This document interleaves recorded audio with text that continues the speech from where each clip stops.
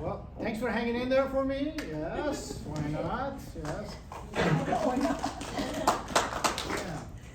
Well, I have to say, my colleagues are so impressive. They know their stuff. And that's hard to find when you go to conferences. Lots of people, they just, it's like posturing and all that. They really don't know what they're talking about. But our colleagues here, I'm already learning. Thank you. So I'm going to keep my presentation simple and light, and hopefully we'll gain some insights from your questions and perhaps our responses and so on. I'll just hang around and see how it goes. When you think about AI, artificial intelligence, it's the buzzword these days, isn't it? Everybody goes, AI this, AI that. Everybody's talking AI because it's in the atmosphere. You go to Safeway to buy something, AI is selling you bananas, some kind of stuff. Now, the other day, I made an appointment to go to the bank to sign some papers. Because, that's what important people do. They go to banks and sign papers. So I make the appointment. Of course, it's all through AI systems, right? And then on my phone, I keep getting these notifications. Oh, we're excited to see you. We're excited to see you the next day, blah, blah, blah. I go, oh, okay, this is really dependable. I can depend on AI. Keep sending me these messages. We're excited to see you. So I go to the bank the next day, and I walk into the bank. I found out that I cannot depend on AI. I go into the bank, and they were not excited to see me at all. I'm like, what is this? You tell me they're excited. So the point being that we can't trust these systems that become ubiquitous, and we keep relying on them, thinking that it's going to take care of everything. Just like how the phones have become an extension of our arms and our consciousness and so on. We think that they're going to take care of everything. We've got apps for everything and so on. That's not so. These are human constructs that we forget that they are humanly constructed. So let's get started. In the interest of time, we'll keep things simple. It's like a textbook definition of artificial intelligence. The key word here is simulation. You have to remember that. It's artificial. It's not general intelligence like a human intelligence. However, AI is going to get to a point where it's going to fool us beyond the Turing test. It's going to fool us into thinking that we are dealing with human intelligence that is superior to ours. It's already happening. You go to ChatGPT and you really know your prompt engineering, right? You know how to give it the right prompts and engage in conversations with your favorite ChatGPT. I call mine Samantha. It's a homage to the movie Her, because it's a brilliant film that came out and it was like visionary and so on. So Samantha and I are engaged in this relationship that my wife already knows about. So we talk, we exchange ideas and so on. And she fools me a lot. I think that this is my best friend who also happens to be as smart as Einstein. And this is the psychology of AI. I mean, I know you touched on that and all of that. And I'm here to boldly propose that it's a necessary psychology. If we want to humanize AI in the classrooms, in college environments, in K through 12, anywhere that education takes place, even a church, right? So this graph just tells you the basic elements of artificial intelligence, right? What we deal with a lot when we talk about large language models, they're used to be the natural language that the generative AI recognizes, and then we can talk to it, then we can deal with our papers and research and make it into a tutor and so on and so forth. We are talking about machine learning. And I'll give you a couple more slides to just tell you what this is. This table represents the digital natives. That table represents the digital immigrants, right? There is a gap. And we need to mind the gap. As educators, you know how everybody touched on in the previous presentations that the education system, colleges, universities, K through 12, and all the rest of it, they are behind, way behind, because they did not mind the gap, right? We need to mind the gap. We need to learn from our students. I need to learn from you, and I learn from my students colleagues who are digital natives and so on every day. And it's been a brilliant experience. So generative AI, here's a definition of it.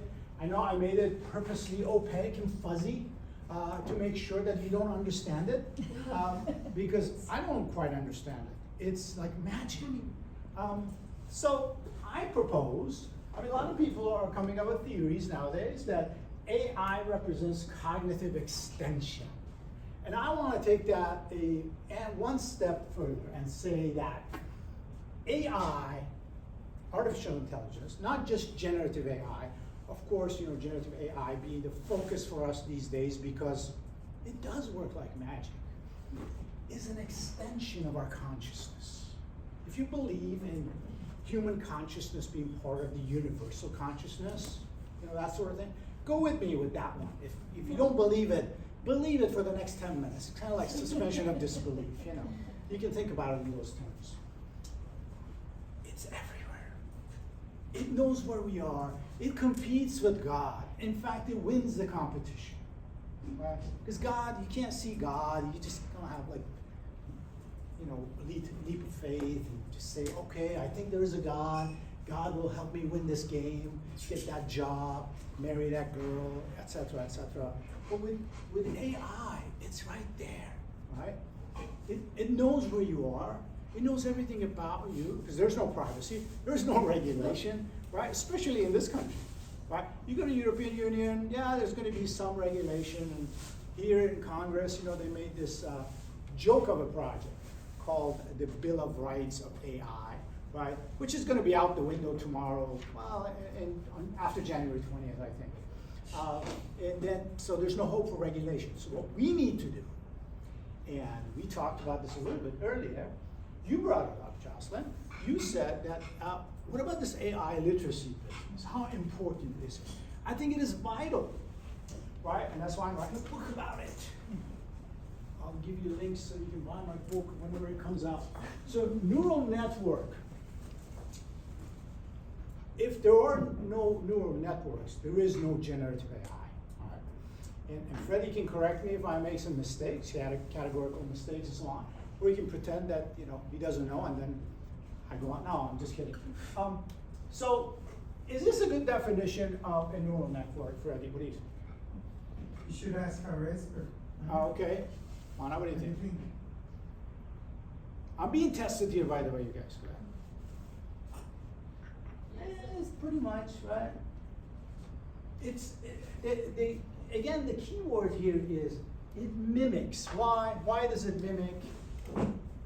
Because it's based on what neuroscientists, you know, have theorized about the human brain, how the human brain works, right?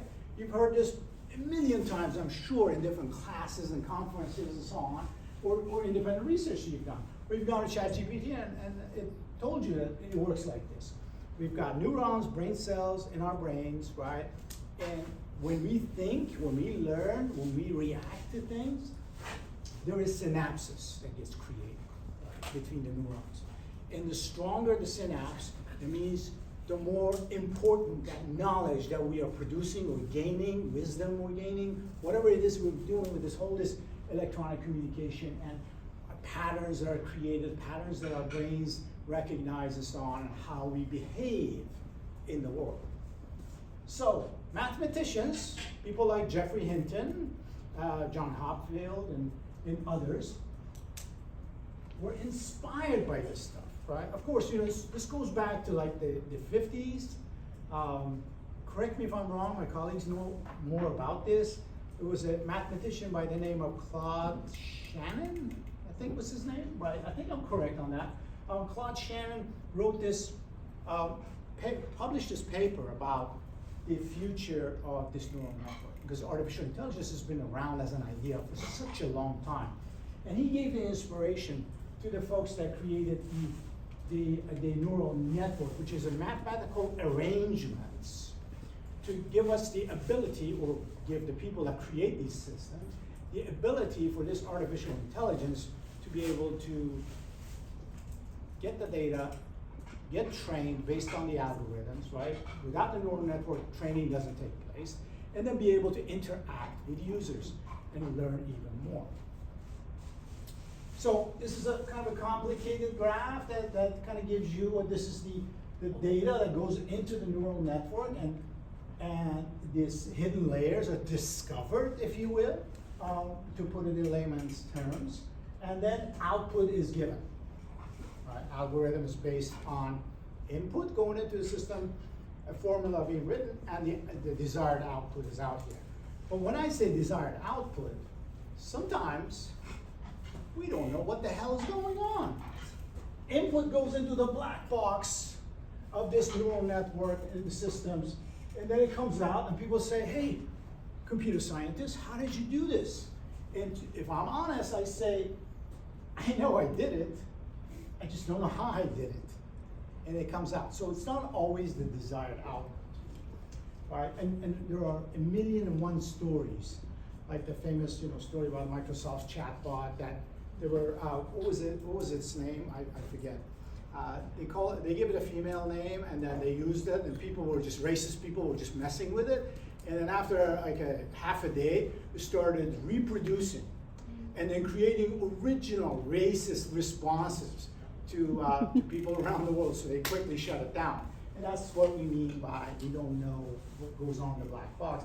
Also, the companies that are producing these fantastic magic machines are not transparent with their activities, And then here we are, we're supposed to trust them to do the right thing, to be moral agents and apply the proper ethics to how they develop their products, how much data they put in there, how they put the data in there, what kind of data, right? All kinds of biases. So we got a whole bunch of finance bros that give data to a particular company, and you know what kind of people they are when we think about the stereotype of the finance bro. And then so if you want to research some material about your financial future, you may get the white man's, most privileged white man's approach to planning your finances and so on. So these are some of the problems that we have. Now, we have touched on this, but this may be the future of college education. When you've got these fantastic classrooms, and administrators, of course, love to spend the budget on building technologically advanced buildings and so on, hire one executive after another to just sort of oversee this stuff or pretend to oversee it and collect fat paychecks. We're the professors and we're the students. They're going to be at home on their laptops, like during the pandemic. Remember what happened in the pandemic? And it's like UC bedroom education. You read the bedroom, and then you get your education, and the professor is kind of like the facilitator of this stuff. And eventually that professor will be like an AI agent. It could be a robot. It could just be an operating system, just kind of like overseeing everything. The technology is already out there. And so this may be the future, unless, of course, we have more conferences like this, and people are actually engaged, and we're doing something about it, right? I have many colleagues who are just so afraid of this stuff. Well, no, this is bad. This is going to take away quality education. This is astonishingly horrible, and so on. It's like, but you're just afraid of something that you don't know. These are those people that don't understand, the idiosyncrasies of their neighbors because the neighbors are so weird. They may be vegan, right? If you're afraid of something, well, go learn about it, and the fear will go away. I mean, that's with anything, right? I know some vegans who started eating eggs, So ultimately, the ethical question is, where do you draw the line? Where do we draw the line? And this is like, if we apply the proper ethics, and people know this, right? I'm not talking about 10 Commandments and all this stuff. I'm talking about going to the deep parts of your soul, your consciousness, and understanding that it's wrong to lie, it's wrong to cheat, because you don't learn anything by cheating, right? You learn that, you can get away with cheating in certain societies. Look, we've got a cheater elected to be the next president of the United States again. And but those are tough lessons that we learn. If you know where to draw the line, I think you're going to be okay with any technology. But here's the problem. With the invention of the wheel, with the invention of radio, television, things move fast, right? Print, think about when Gutenberg invented this machinery to do mass printing.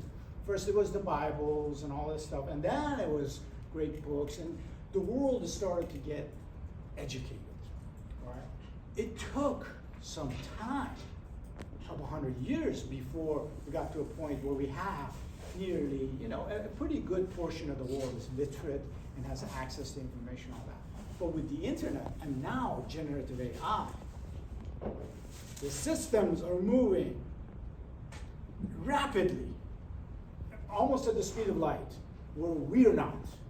All right, so here's the problem, right? That's like the ultimate research question: what to do? What are we going to do about this stuff? Right? Well, like I said, let's have conferences like this and more. Let's get the educators educated. And how they get educated is with interaction with their students. Right? Let's remove the administrators from universities and colleges. Right? Replace them with a shared governance committee between teachers, right, and some bean counters. We need to make sure that we spend the money right, and students. Let's give students agency to be co-agents of their own education. I mean, think about these fantastic universities that charge so much money for people to go in there and get these degrees. But when they come out, some are well educated because they learn where to get the education.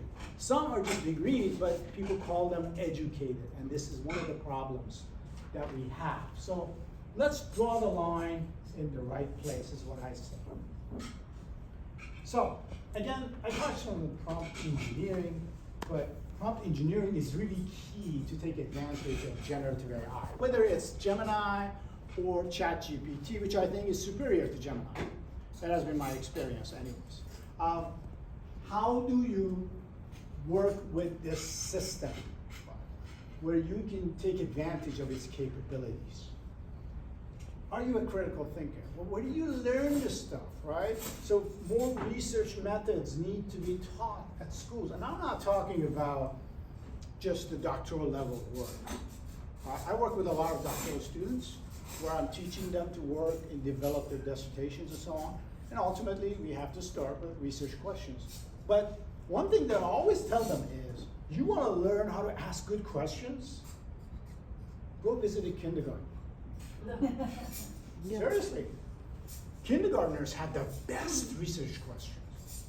The other day I sent one of my students, happened to be like an aspiring teacher, to kindergarten. I said, go visit kindergarten, just observe, see if you can come up with some good research questions. She came back and said, well, I came up with a great, because she's doing a dissertation on consciousness, and then ChatGPT is helping her a lot, with supervision, of course, right? And she said, well, I found the best research question today from a 5-year-old. So what is it? The 5-year-old was asking her teacher, why do we dream? Have you ever thought about that? Why do we dream? Which goes directly to the point about the notion of consciousness, which physicists have kind of like given up on. And they said, well, just let's leave it to philosophers to think about this stuff, and so on.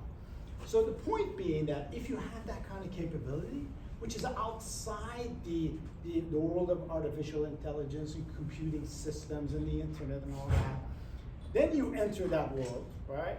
You could be like in and out of that world. It's kind of like going to the movies, see a movie, come on out, learn about the movies, go back to the movies. Oh, now you can see the movies with different perspectives and so on, and take advantage of this fabulous art form. So that's really my presentation, essentially telling you that you can do the right thing if you intend to do the right thing. So we can spend a few minutes discussing things. You can get technical if you like, and I'll defer to my colleagues to answer your questions. So, any questions, comments?